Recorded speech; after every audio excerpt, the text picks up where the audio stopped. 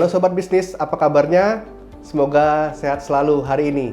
Kali ini saya Dr. Doni Valencius, spesialis bedah, dokter spesialis bedah umum di Rumah Sakit Mulia Tangerang, akan mencoba menjawab pertanyaan mengenai seputar batu kandung empedu dan sejumlah pertanyaan yang ada.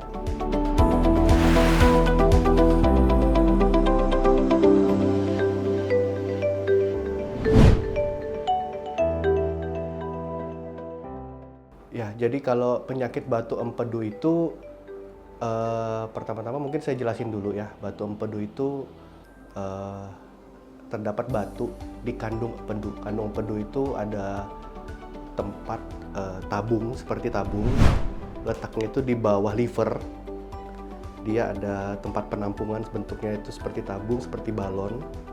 Fungsinya itu untuk menampung cairan empedu yang nanti akan disalurkan ke usus.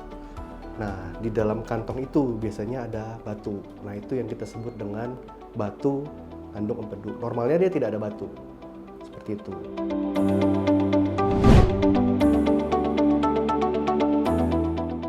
Biasanya karena namanya kandung empedu, jadi kan dia itu fungsinya tempat menyimpan cairan empedu yang diproduksi dari liver.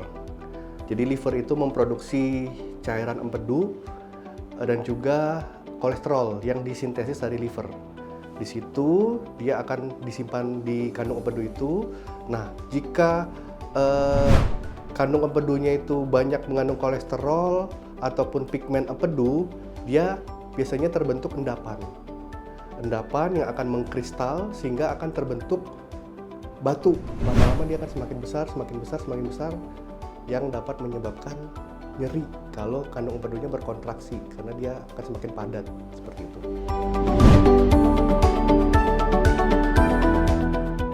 Karena ini batu empedu itu banyak kan terbentuk dari kristal kolesterol, biasanya orang-orang yang obes ya, orang-orang yang sudah berumur 40 tahun ke atas, kemudian obes, kemudian yang kolesterolnya tinggi, yang kurang berolahraga, yang tidak banyak gerak, seperti itu.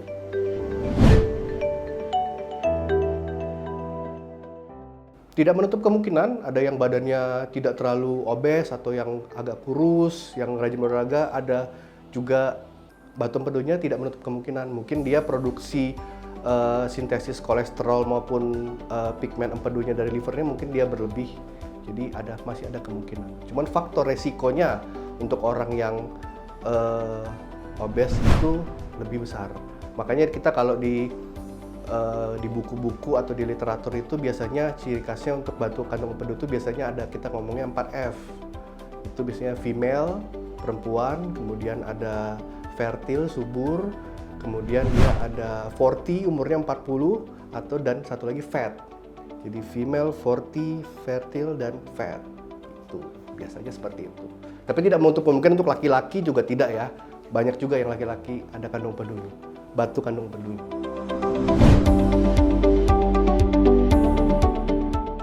Biasanya batu kandung empedu itu tahapannya itu bisa kita lihat ada 4 ya. Pertama dia mulai terbentuk dulu, biasanya tidak menimbulkan keluhan. Kemudian sudah ada terbentuk tapi juga masih belum menimbulkan keluhan. Kemudian yang sudah terbentuk ada keluhan. Kemudian yang ketiga itu yang sampai menyebabkan infeksi yang berat. Nah, biasanya orang datang ke kita itu yang udah tahap ketiga, mulai ada keluhan. Keluhannya itu seperti nyeri di bagian kanan atas yang menjalar ke pundak. Kemudian bisa disertai dengan mual muntah, apalagi kalau kita banyak makan makanan yang berlemak, seperti misalnya santan padang gitu, misalnya nasi padang, goreng-gorengan, mual, muntah, kemudian rasa begah, rasa penuh, seperti sakit GERD, sakit lambung. Kemudian kalau yang gejala yang lebih berat lagi bisa disertai dengan demam, biasanya sudah disertai infeksi itu, atau bisa yang lebih berat lagi kuning, matanya kuning, seperti itu. Tapi biasa yang datang ke kita itu keluhannya nyeri di kanan atas, kemudian mual, gitu. Atau bisa sampai disertai dengan muntah.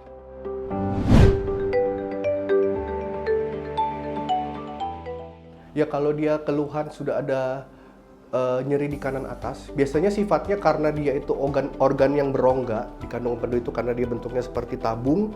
ada isinya, organnya berongga, jadi ketika dia berkontraksi, tergesek sama batunya itu, jadi sifat nyerinya itu dia kolik. Kolik itu artinya hilang timbul. Jadi ketika dia kapan dia berkontraksi? Ketika dia makan yang saya bilang tadi, yang berlemak, yang berminyak, yang banyak mengandung kolesterol. Kenapa? Karena dia akan mengeluarkan pigmen empedunya tadi yang disimpan tadi. Karena untuk menetralisir asam lemak kolesterol tadi. Karena fungsi dari pigmen empedu ini untuk menetralisir kolesterol supaya jangan terlalu banyak di badan kita. Jadi fungsinya itu seperti itu. Jadi ketika kita makan yang berlemak, dia akan mengeluarkan. Ketika dia mengeluarkan itu, dia berkontraksi, kena batunya itu, jadi makanya nyeri atau disertai dengan mual.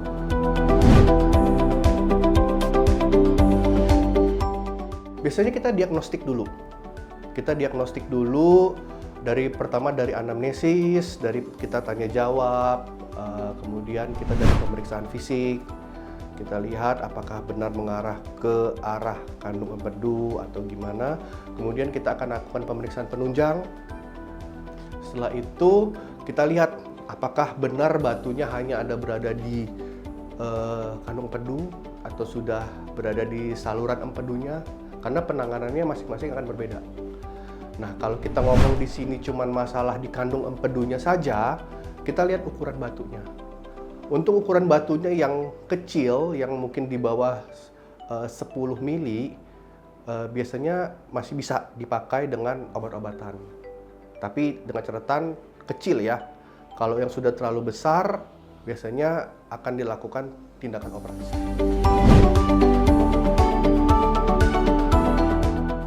Pada penderita batu empedu atau yang seperti kita sebut dengan kolelithiasis. Kole itu kita ambil dari bahasa kedokterannya kandung empedu.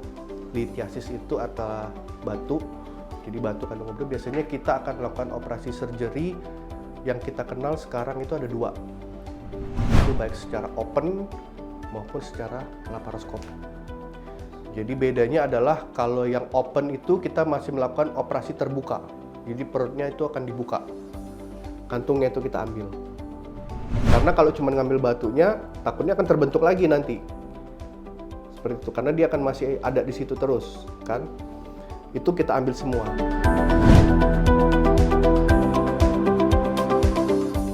Kalau dari makanan itu sebenarnya hanya faktor resiko yang memperberat. Jadi sebenarnya juga kembali lagi masalahnya ke sintesis daripada pigmen empedu dan juga sintesis kolesterol daripada liver kita sih, gitu. Apalagi kalau ditambah faktor risiko tadi dengan pola makan kita yang nggak sehat, kemudian jarang berolahraga, mungkin akan lebih mempercepat, gitu. Jadi tidak 100% dari makanan.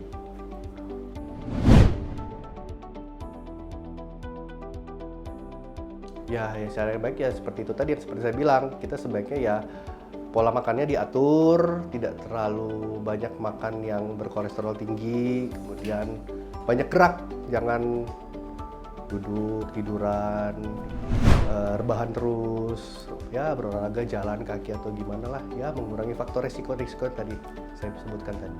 Ya pesan-pesannya kalau memang ada gejala-gejala yang saya sebutkan tadi seperti yang di atas, apalagi sudah disertai dengan demam yang naik turun, apalagi sudah disertai dengan kuning, kemudian BAB-nya sudah warnanya pucat kayak dempul, segera konsultasikan ke dokter bedah. Di situ kita akan melakukan prosedur diagnostik dan kita akan menentukan penata laksanaan selanjutnya bagaimana. Jadi jangan segan-segan, jangan disimpan-simpan, jangan dianggap remeh. Karena orang menganggap sakit mah, bolak-balik minum obat mah nggak sembuh-sembuh. Tiba-tiba baru kita diagnostik ternyata selama ini ada batu, dan tidak sedikit yang datang ke kita itu sudah dalam kondisi yang sudah ada infeksi, karena batu empedu ini kalau dibiarkan terus lama-lama menumpuk bisa menyebabkan infeksi di kandung empedu.